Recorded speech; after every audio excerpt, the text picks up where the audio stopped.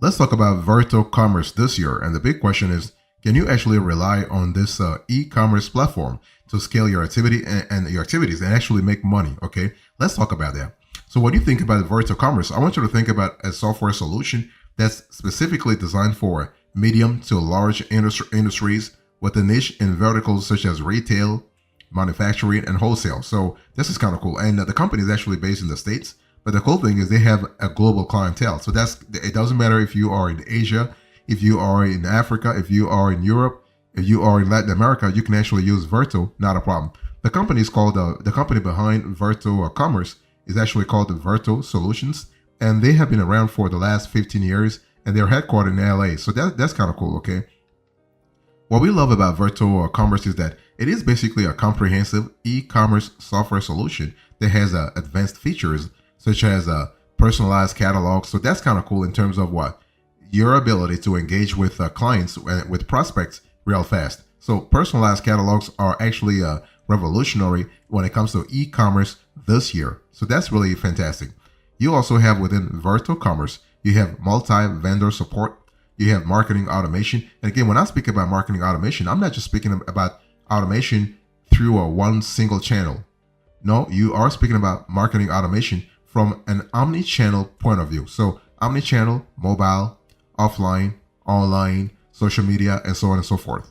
What we love also about Virtual Commerce is that you have a tool that has the capability of integrating with a host of other software solutions like ERP systems, CRM platforms for seamless operations, but also third-party apps that you might need to actually integrate with to actually run a seamless operations. Okay, so we love that. But so overall, you have the ability to actually get things done a lot faster.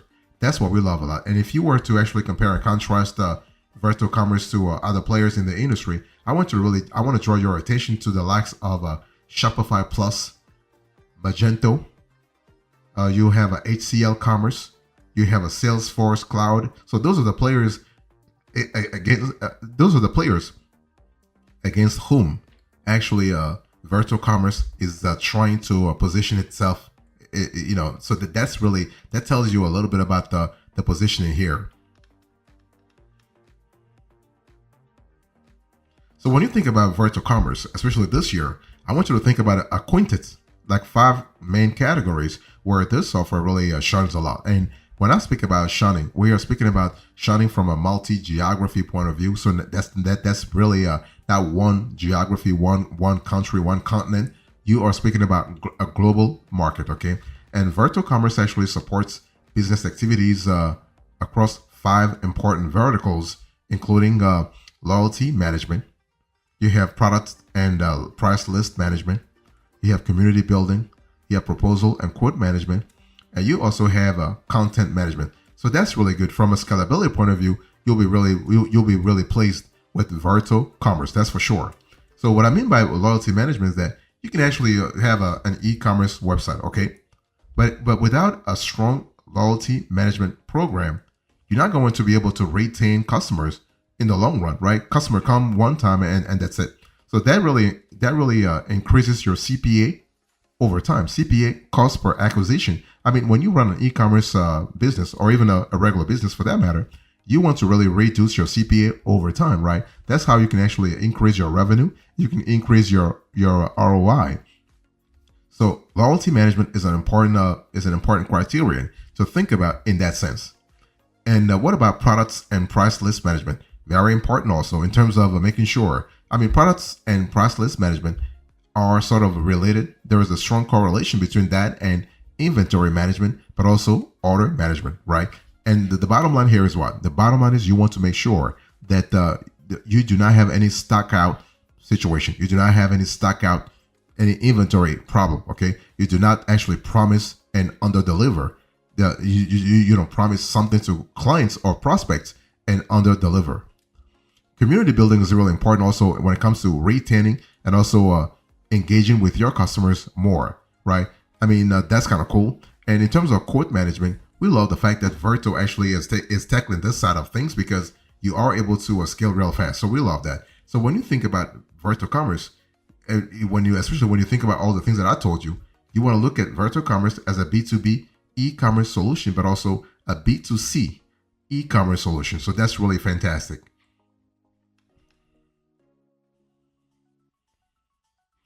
What are the attributes here? What are the attributes of Virtual Commerce? First of all, you have omni-channel support. I think I've spoken a little earlier about omni-channel capabilities, and now I want to go a little more granular when it comes to omni-channel support. You also have another attribute that's very important within Virtual Commerce. You have a set of seamless third-party integrations. You have advanced inventory management. I just spoke to you a little earlier about the correlation that you need to quintessentially have within between inventory management on one end, order management on the other end, but also your ability to have a price list management process in place.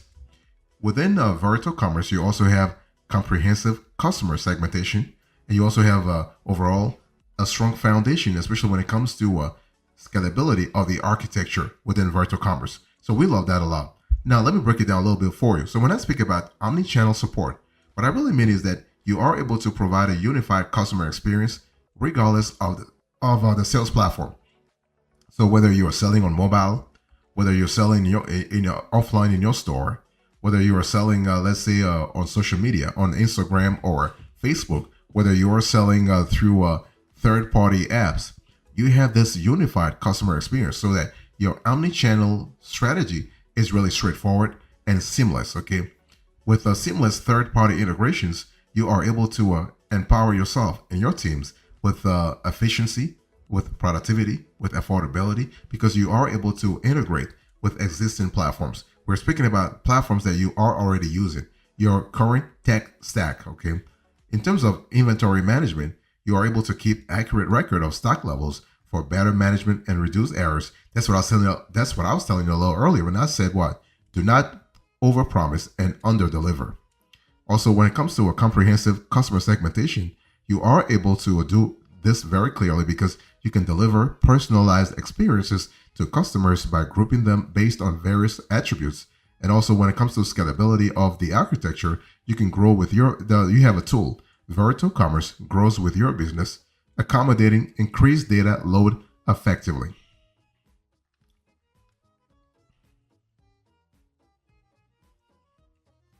I want to talk to you a little bit about the benefits of using Virtual Commerce this year. It's really important to understand that when you think about Virtual Commerce, primarily you want to focus on a cloud-based solution. You want to think about affordability, that's for sure, but you want to think also about optimization across the board. Not only optimization in terms of your customer journey, not only optimization in terms of your sales funnel, but also optimization in terms of your revenue management, okay? So Virtual Commerce is actually a great digital marketplace because you can actually simplify complex operations and bring efficiency into your operations, efficiency into your logistics, okay? So bottom line is you can save time, cost, you can save resources, and whether it's integrating various solutions into a single platform for a seamless operations or even delivering personalized customer experiences to boost sales, Virtual Commerce actually enables you to do a lot of things. For example, you can face challenging marketplace trends with confidence and poise. And even better, Virtual Commerce actually was really fantastic during COVID, for instance, when a lot of stores actually had a halt in their revenue generation machine, and Virtual Commerce was able to help a lot of users actually deploy across several channels. So that's really fantastic because you are able to acquire customers real fast. You're able to deploy across multiple geographies. You're able to actually deploy across different channels. Okay, so Virtual Commerce is actually used for enhancing customer relationships and acquiring customers through the loyalty management program that I spoke about a little earlier, the products and price list management, and also the community building. Yeah, the community building is really fantastic because when you have a community, you're not just having a group of fans, of loyal fans, of paying fans, but you have people who will actually, through word of mouth, actually spread good publicity around your products and services. So that's really great to think about, okay? And Virtual Commerce is actually used primarily by IT and services like information technology and services, computer software, and design, among other industries. So this gives you an idea of the niches that will be attracted to Virtual Commerce.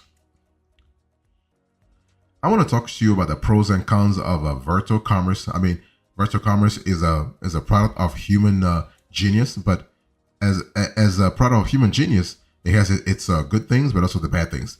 By the way, Virtual Commerce has a lot of alternatives. You have Adobe Commerce, Ultra Commerce, Nope Commerce, and Shift for Shop. Okay, you have a lot of players that are competing with Virtual Commerce in like this year. That's for sure. Now, when we talk about the pros and cons, the pros first. When you think about Virtual Commerce, I want you to think about multi-currency and multi-language support. You have customer segmentation. You have seamless integration, and you have scalability. So that's kind of cool. I mean, this gives you an idea of what you can expect to have with Virtual Commerce this year. In terms of cons, you have there is a learning curve. You have customization limitations, and you also have the cost. I'll speak about pricing in the next section, but when compared to some other e-commerce platforms, Virtual Commerce can actually be considered a pricey proposition. But hey, listen, if you have the budget for it, price should not be a matter, right? Because what you have to look at instead is the return on investment, the value added. So those are the top 3 disadvantages. I want to go a little more granular on the top 4 disadvantages that I just spoke to you about a little early. When I speak about the multi-currency and multi-language support, you are able to serve a wide audience, breaking geographical barriers for enhanced reach through Virtual Commerce. You also have a tool that offers a personalized approach to each customer group, enhancing engagement, satisfaction, and thereby sales and revenue overall. So, and this happens through the customer segmentation module that Virtual Commerce really has. When we talk about seamless integration within Virtual Commerce, you have a tool that really easily merges with existing platforms, and that's really good because it really eases your operations and offers one comprehensive solution to your business. The scalability is there as well. So Virtual Commerce's flexible and scalable nature allows the software to grow with your business, catering to increased data loads, users, and requirements efficiently. And so that's really fantastic.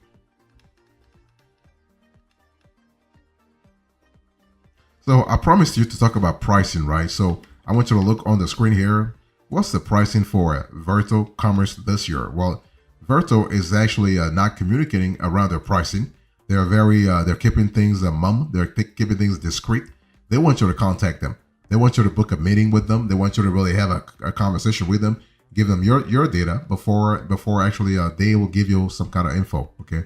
Now, when you have this sort of scenario, it usually means that Virtual Commerce is not cheap, because players there are usually cheap. They like to be transparent when it comes to pricing. So when companies start playing games around pricing, you know something really is amiss. Okay, something is really fishy. Not fishy in a bad way, but they just want you to really they want to first talk to you. They want a customer service rep to talk to you about their capabilities before actually giving you the big price, because they know the price might discourage you. So that's why they want you to contact them. So Virtual Commerce wants you to contact them no matter what you do. You want to actually book a demo, because they do not have a free trial. They do not have a freebie. Like there's no free trial or a free plan, free forever plan. So once you start using Virtual Commerce, you're paying for stuff right away.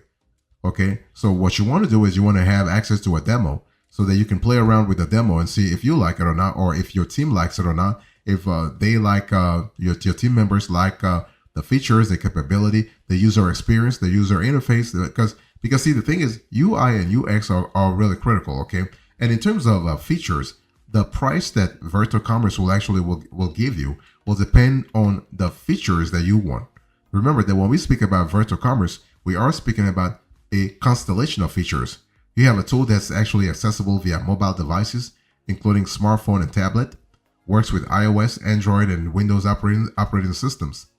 You are able to have access to a master and virtual product catalog.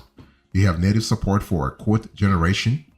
You have procurement system integration available with Ariba, SideQuest, Coupa, and SAP.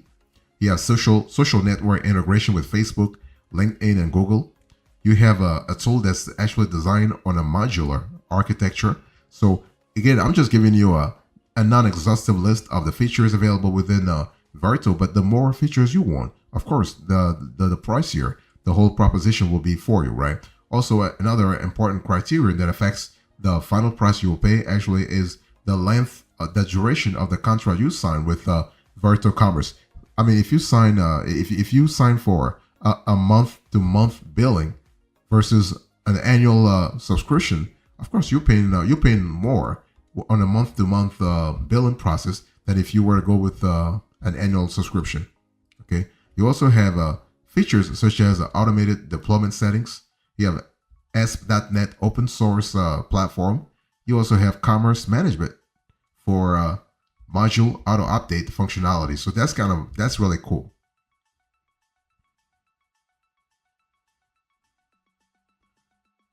So what are the reviews here? When you think about the Virtual Commerce, what are the reviews? Now the reviews are overwhelmingly positive, okay, online or even during our own investigations. So we found that the Virtual Commerce has actually garnered a series of positive reviews. And so basically when we talk about the positive reviews, they usually revolve around the UX, the ease of navigation, okay, the also the modules, the strength, the depth and breadth of the modules. So that's important. People love also the quality of customer service that Virtual Solutions actually offers. So that's kind of cool. And but one thing for sure, when you think about customer reviews, people don't like the fact that first of all, Virtual Commerce is hiding its pricing. Years ago, they used to have the pricing available. Now they actually close everything. Okay, so they're hiding everything behind a paywall. So you have to contact them. And also, one thing that some people don't like is the fact that you might have a learning curve with Virtual Commerce. So what is our verdict here? Should you get Virtual Commerce this year, or should you look elsewhere? Well, we think Virtual Commerce is a strong contender when it comes to e-commerce, B2B or B2C commerce. Okay. So do we recommend Virtual Commerce? Of course, we recommend Virtual Commerce. This is a safe tool. This is a legit tool. This is a tool that actually has been around for a while. So they do have a proven track record. But hey, listen, the tool is not cheap. Okay, it's not cheap. So be ready to actually shell out some serious cash. But hey, listen, if you have the budget for it, if Virtual Commerce has the solution for your pain point, then you shouldn't be thinking about pricing anymore. You want to think about return on investment. You want to think about value added. You want to think about how can Virtual Commerce benefits your operations.